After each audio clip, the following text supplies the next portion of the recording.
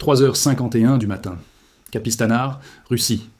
Le lieu de naissance des missiles les plus meurtriers de Moscou est en feu sous terre. L'installation qui a lancé l'Orechnik sur les villes ukrainiennes et qui en riait évacue maintenant de la fumée par ses propres puits de ventilation. Ce sont les mêmes puits que l'Ukraine vient d'utiliser comme adresse de livraison. Il y a 3 semaines, un Orechnik a frappé Dnipro à Mach 10. La Russie l'a qualifié d'inarrêtable. Ce soir, un essaim de drones bon marché et 6 plateformes de frappe ont répondu à cette question à 700 mètres de distance. Vous êtes choqués. Moi aussi. Et voici exactement comment ils ont réussi. Pour comprendre ce que l'Ukraine a réussi ce soir, il faut remonter 3 semaines en arrière. Une volée de missiles hypersoniques Orechnik frappe le réseau énergétique de l'Ukraine et un centre logistique près de Lviv. Les dégâts sont graves, mais ils ne paniquent pas. Au lieu de cela, ils retracent l'origine du lancement jusqu'à un seul endroit. Kapistanar. Cet endroit a été attaqué plusieurs fois, mais la Russie n'a toujours pas cessé de riposter avec des missiles. La réponse est évidente. La Russie a une base nucléaire ici, mais on ne peut pas la voir depuis l'espace. Aucun rapport de renseignement n'a été fait à ce sujet. Il faut donc forcer la Russie à révéler cette base. Elle est impossible à trouver, à moins de faire croire à la Russie qu'elle est attaquée. Alors, l'Ukraine construit l'appât. 86 drones de reconnaissance modifiés de classe Beaver, coûtant chacun moins cher qu'une camionnette d'occasion, partent d'une position cachée près de Kharkiv, à 22h30. Ils se dispersent en 4 formations lâches, chacune entrant dans l'espace aérien russe sous un angle légèrement différent. Oui, vous avez bien entendu, leurs signatures électroniques sont délibérément bruyantes. Leurs trajectoires de vol sont irrégulières, ils ressemblent à une attaque ukrainienne mal coordonnée. Et même s'il s'agit d'une attaque faible, ce nombre représente quand même une offensive à grande échelle suffisante pour mettre la pression sur la Russie. Les opérateurs radars de Kapistanar les voient arriver à environ 22 minutes de là. Victor, le commandant de la base, prend une décision qui semble intelligente mais qui est en fait la pire chose qu'il aurait pu faire. Il ordonne l'évacuation complète des composants sensibles du stockage de surface vers les tunnels souterrains. Cela inclut les assemblages de carburant, les modules de guidage et les pièces de maintenance qui ne peuvent pas être remplacées rapidement. Simultanément, la Russie a déployé toutes ses défenses aériennes.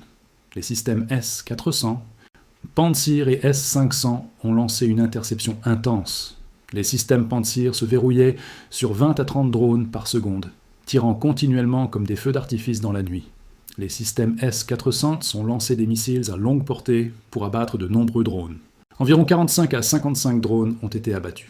Cependant, l'essaim était trop grand et bruyant. Cela a causé un empoisonnement des données radars et un bruit blanc localisé.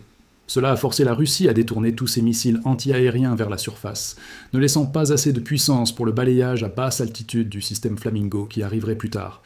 Et au moment où ces portes de tunnel s'ouvrent, les évents thermiques et les ports d'échappement se révèlent.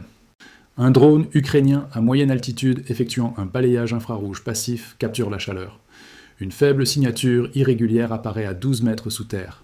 C'est le coin sud-est du hangar 105. Elias, l'opérateur de l'essaim, le signale immédiatement. Les coordonnées sont transmises en 90 secondes. La Russie pense qu'elle est en train de gagner. Elle vient juste de donner l'adresse à l'Ukraine. Mais trouver le point zéro sur la carte thermique est une chose. Confirmer ce qu'il y a à l'intérieur avant d'envoyer 6 missiles Flamingo B pour un aller-retour de 700 mètres en est une autre. La solution de l'Ukraine est élégante et complètement folle. Intégrée dans l'essaim, il y a une douzaine de micro-unités de la taille d'un gros oiseau. Ils lâchent des pointes sismiques qui tombent en chute libre et s'enterrent dans le sol du désert. En quelques secondes, ils transmettent des signatures de vibration. Ils entendent un bourdonnement mécanique constant provenant du contrôle climatique et des chargeurs de propulseurs chimiques en attente. Pendant ce temps, la Russie continue de tirer avec le Pantsir S-1 en mode passif. Il verrouille un micro-drone à basse altitude. Le drone est détruit en plein vol. Mais dans ces 4 dernières secondes, l'intelligence artificielle complète un scan partiel du quai de chargement du hangar 105 et le transmet.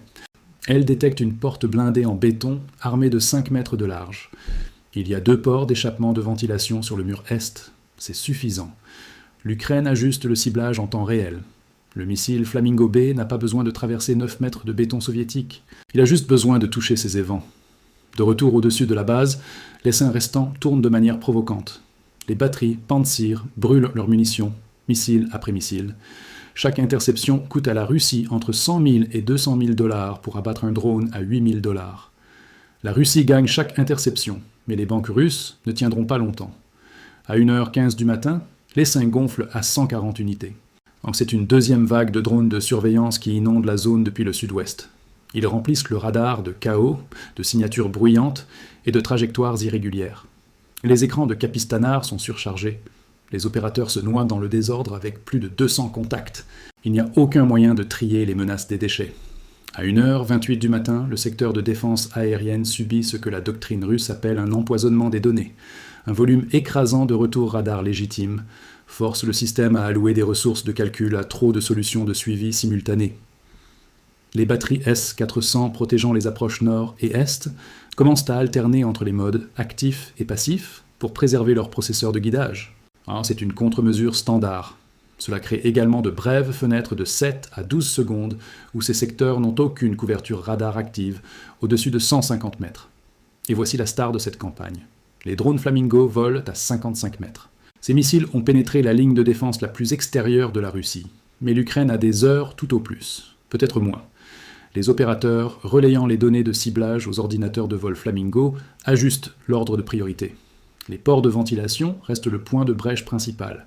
Mais l'objectif secondaire, une jonction de collecteurs de carburant identifiée par un satellite 3 jours auparavant, est élevé à une priorité égale. Détruisez les deux, et tout le cycle de lancement s'effondre. Les Flamingos sont maintenant à 38 minutes de la cible. Ils volent en 2 paires décalées séparées par 90 secondes de temps de vol. Le système de suivi de terrain les maintient bloqués entre 45 et 55 mètres, sous le seuil d'engagement de chaque système radar de la base. L'essaim de drone maintient son orbite jusqu'à ce qu'il obtienne la cible. 1h47 du matin. Les 140 drones de la deuxième vague inclinent soudainement leur nez vers le bas, accélérant vers le périmètre de la base comme une pluie de météorites localisées. L'Ukraine a monté le volume au maximum. Intercalées dans l'essaim, des plateformes de guerre électronique dédiées transportent des émetteurs de signaux à gain élevé. En descendant, Morel déclenche un flash numérique sur tout le spectre de fréquences de la base. Victor, face à un écran qui est à 90% du bruit blanc, passe un appel frénétique. Engagez tout. Les batteries Pantsir S1, les gardiens rapprochés, déchaînent un mur de plomb et de feu. C'est le feu d'artifice le plus cher de l'histoire humaine. Chaque Pantsir se verrouille sur 20-30 drones par seconde, vaporisant les cadres en fibre de carbone en plein air. Mais voici le problème. L'essaim est trop gros. Même avec le S-500 Prometheus qui se joint depuis le périmètre, tirant des intercepteurs à longue portée sur ce qu'ils pensent être des cibles de haute valeur, 70% de l'essaim ukrainien est encore opérationnel. Ils n'essayent pas de s'échapper, ils essaient d'occuper le terrain. Chaque seconde qu'un radar russe reste verrouillé sur un drone Beaver à $8000 est une seconde où il ne cherche pas la vraie menace qui rase le sol du désert. Pendant que le ciel brûle, une sous-unité spécialisée de l'essaim effectue une manœuvre qui rendrait jaloux un chirurgien. 12 microdrones, pas plus grands qu'un faucon, rompent la formation. Ils plongent vers les signatures de chaleur élevées détectées plus tôt près du hangar 105. Lorsqu'ils passent au-dessus de l'entrée du tunnel, ils relâchent des pointes sismiques. Ce sont des capteurs à pointe de tungstène qui s'enterrent à 1 mètre dans la terre dure. En un instant, les données de vibration reviennent à Kharkiv. L'intelligence artificielle analyse la fréquence. Ce n'est pas le grondement des camions ou le bruit lourd des bottes, c'est un sifflement mécanique à haute fréquence, des pompes à carburant liquide. Bingo, cela confirme le point zéro. Mais l'Ukraine ne cherche pas un moment de Tchernobyl. C'est trop désordonné, trop risqué. Au lieu de cela, ils ont identifié le talon d'Achille du système Oreshnik, le collecteur de propulseurs et la chaîne de montage automatisée. Si vous enlevez le carburant, le missile n'est qu'un ornement de jardin coûteux. Si vous enlevez la chaîne de montage, l'usine n'est qu'une grotte. Les données sismiques révèlent une vibration secondaire, une consommation d'énergie massive provenant d'un système de refroidissement souterrain. C'est la cible. Si ces lignes de refroidissement sont coupées, la température interne dans le tunnel augmentera. Cela déclenchera un verrouillage de sécurité automatisé qui aveuglera chaque missile restant dans les racks. Ces missiles dépendent des mises à jour inertielles basées au sol avant le lancement. Coupez le lien au sol, et le missile inarrêtable à Mach 10 devient un presse-papier de plusieurs millions de dollars. La tension dans le centre de commande ukrainien est à couper au couteau. Les seins de drones diminuent rapidement, tombant à 40% maintenant. Les défenses russes se recalibrent enfin, dissipant le brouillard numérique. L'horloge principale sur l'écran clignote un avertissement. 43 secondes avant la neutralisation de l'essaim. Le masque est sur le point de tomber.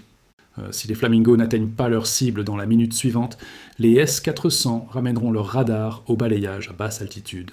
1h52 du matin. L'essaim de moustiques a disparu. Le dernier leurre ukrainien est une épave en flammes sur le sable russe. Mais alors, le radar S-400, qui n'est plus empoisonné par le bruit numérique, ramène automatiquement son faisceau vers l'horizon. Et c'est là que les cris commencent dans le bunker de commandement russe.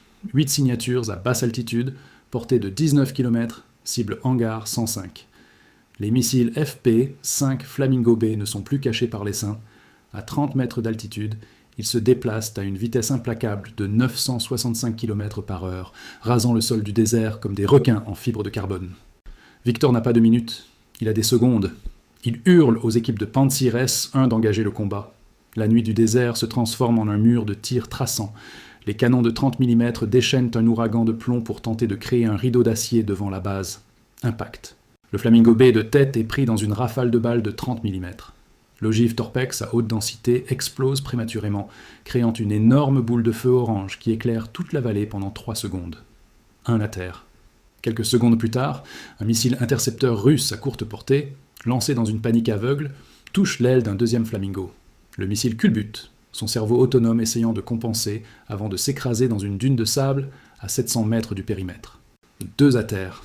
Dans la salle de contrôle de Kharkiv, Mason, le commandant de la mission, a le cœur serré. Il ne les pilote pas, mais il regarde la télémétrie des 6 oiseaux restants. Ils sont maintenant à seulement 6 km. Les S-400 russes essaient désespérément de se verrouiller, mais les Flamingos sont trop bas. Les missiles utilisent que le miroitement de chaleur du désert et le radar de suivi de terrain pour se cacher dans le désordre du sol. Victor ordonne un dernier mouvement désespéré, un blocus physique. Des camions lourds sont conduits devant les portes du hangar. C'est un mouvement intelligent si les Flamingos visertent les portes, mais l'Ukraine pense en 3D. À seulement 900 mètres de la cible, les 6 Flamingos restants effectuent une manœuvre soudaine. Ils lèvent brusquement le nez, grimpant à 86 mètres pour gagner un angle de plongée raide. Les Pantsir russes déchirent le ciel. Un 3e Flamingo est vaporisé en plein vol juste au moment où il atteint le sommet de sa montée. 3 à terre, mais 5 arrivent toujours.